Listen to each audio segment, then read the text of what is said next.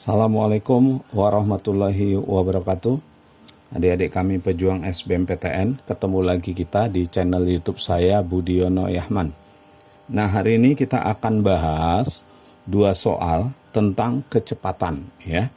Nah, sekarang coba kita perhatikan soal yang pertama. Ini kita akan bahas dua soal hari ini ya. Nah, soal yang pertama, sebuah maskapai penerbangan melakukan penerbangan domestik sejauh 600 km. Karena cuaca buruk, maka kecepatan rata-ratanya berkurang sebesar 200 km per jam. Maksudnya dibanding dengan kecepatan normal, ya, cuaca yang normal. Dan akibatnya waktu tempuhnya jadi bertambah 30 menit. 30 menit itu berarti 0,5 jam. Pertanyaannya, berapakah durasi penerbangan jika dalam kondisi normal? Jadi artinya karena cuaca buruk, maka kecepatan penerbangan itu berkurang sekitar 200 km per jam. Nah, karena berkurangnya sebesar 200 km per jam, akibatnya dia semakin lama nyampenya. Berarti durasinya bertambah 30 menit waktu tempuhnya. Yang ditanya, berapa durasi penerbangan jika normal? Baik. Nah, saya misalkan ini kecepatan dalam kondisi normal itu V1. Kecepatan dalam kondisi normal itu V1, sedangkan kecepatan dalam cuaca buruk itu V2. Berarti bisa dikatakan V1 dikurang V2 itu sama dengan 200. Nah, jadi selisih kecepatannya itu adalah 200 km per jam. Jadi lebih cepat yang kalau dia dalam kondisi normal. Maka V1 kurang V2 itu 200. Nah, V1 itu adalah jarak yang ditempuh ya, dibagi dengan T1. Nah, kita tahu kecepatan itu adalah jarak dibagi waktu. Kemudian V2 itu jarak yang ditempuh dibagi T2 sama dengan 200. Oke. Nah, jarak yang ditempuh baik kondisi normal maupun dalam cuaca buruk itu sama-sama 600. Berarti bisa saya tulis 600 per T1 dikurang 600 per T2 itu sama dengan 200. Nah, supaya angkanya nggak terlalu besar, sama-sama kita bagi 200. Bagi 200 berarti ini jadi 3 per T1 dikurang 3 per T2, maka ini sama dengan 1. Artinya apa? Nah, kita lihat lagi nih T2 ya. T2 di sini katanya waktu tempuh dalam cuaca buruk bertambah 30 menit. Jadi, waktu tempuh dalam cuaca buruk itu bertambah 30 menit. Berarti bisa dikatakan T2 itu adalah T1 tambah 30 menit. Berarti bisa kita tulis 3 per T1 dikurang 3 per. Nah, T2 itu waktu dalam cuaca buruk dia bertambah 30 menit. Berarti T1 tambah 0,5. Nah, kenapa bisa 0,5? Karena hitungan kita adalah jam. 30 menit itu kita jadikan jam, ini sama dengan 1. Oke, baik. Adik-adik udah pernah menjumlahkan kalau pecahan gimana? Ya, kita kali aja ini kemari. Ya, kali kemari. Berarti 3 T1 ditambah 3 kali 0,5, 1,5.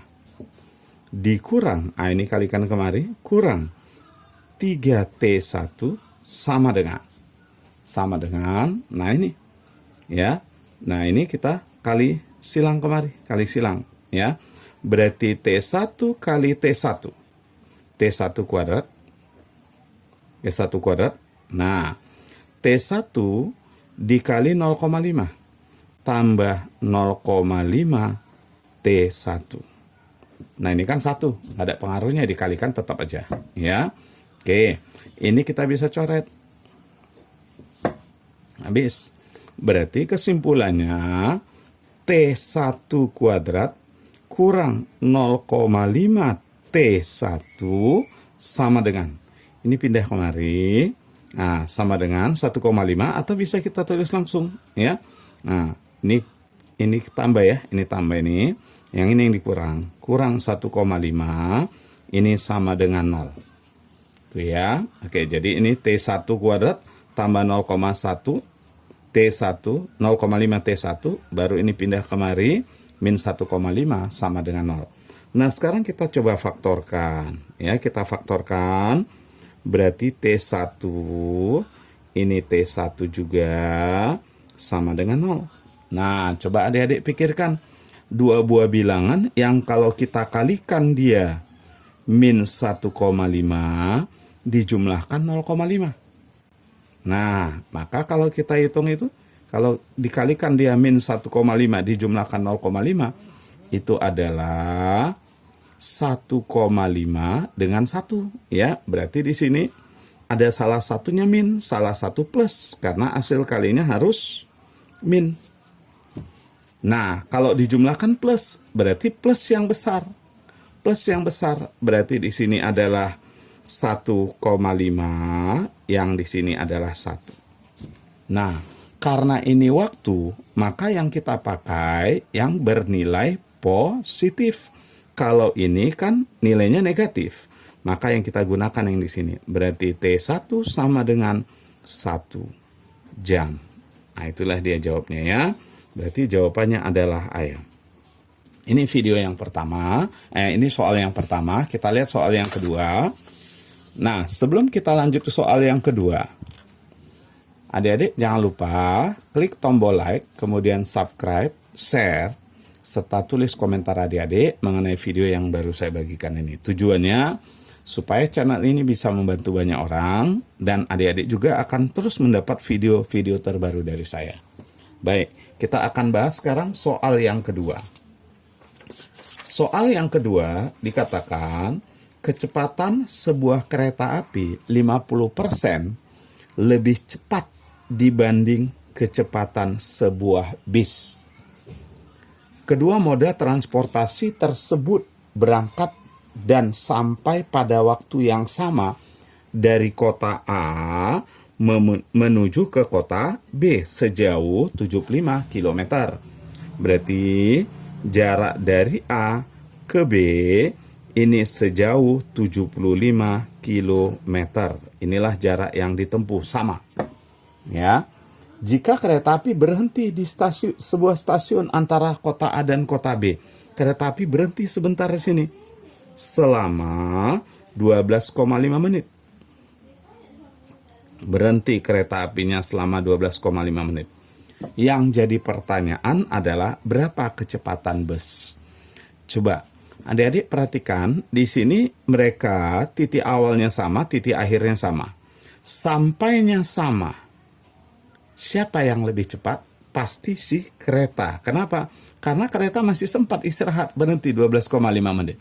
Artinya kalau keretanya tidak berhenti, maka kereta duluan sampai dibanding dengan bis. Nah, itu dia. Bisa dipahami ya? Oke, yang pasti jarak mereka tempuh itu sama. Berapa jaraknya? Sama-sama 75 km ya. Jarak yang mereka tempuh itu sama-sama 75 km. Berarti kesimpulannya, jarak yang ditempuh kereta itu sama dengan jarak yang ditempuh oleh bus, yaitu 75 km ya. Oke. Nah, sekarang jarak yang ditempuh kereta itu bisa kita katakan adalah laju kereta dikali waktunya. Sedangkan jarak yang ditempuh bus adalah laju bus dikali waktunya. Dan yang pasti jaraknya 75. Nah, kita masukkan. Sudah ya? Kita mau mencari jarak, kita mau cari kecepatan bus. Sekarang coba saya tanya, V kereta berapa? Di soal dibilang, kecepatan sebuah kereta api 50% lebih cepat dibanding kecepatan bus. Apa artinya? Artinya kecepatan kereta api itu 1,5 kali kecepatan bus. Kecepatan kereta api itu 1,5 kali kecepatan bus. Kalau bus kecepatannya kita misalkan 200, maka kecepatan kereta bertambah 50%, bertambah 100, berarti 300. Nah itu, makanya 1,5.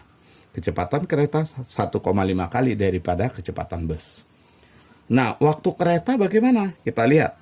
Kereta itu kalau tidak berhenti, dia 12,5 menit duluan sampai daripada bus.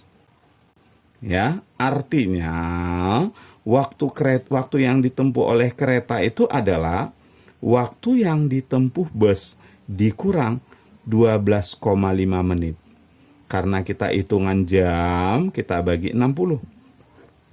Jadi ingat, waktu yang ditempuh kereta lebih singkat daripada waktu yang ditempuh oleh bus. Berapa selisih waktunya? 12,5 menit. Nah, ini sama dengan 75. Oke, sekarang coba yang di sini kan bisa kita coret.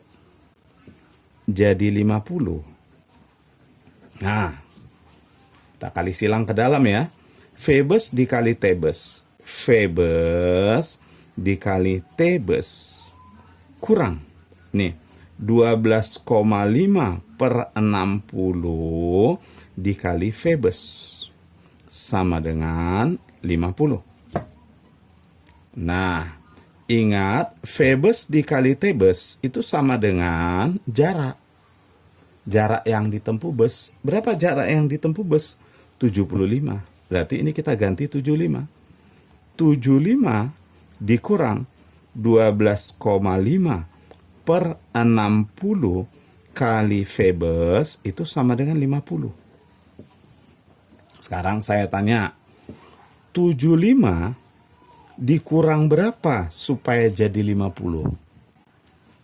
Ya, berarti 75 kurang 25. Artinya nilai ini semua 25 ya. Berarti bisa kita tuliskan 12,5 per 60 kali V-bus, nilai ini semua 25. Oke, sekarang kita bisa coret nih. 2. Maka dengan demikian dapatlah kita kecepatan yang dilakukan bus itu adalah 60 dikali 2, 120 km per jam.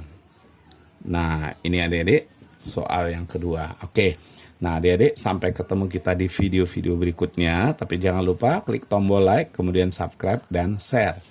Ya, supaya adik-adik akan terus dapat video terbaru dari saya. Dan yang penting, tulis komentar adik-adik tentang video yang baru kita lihat ini.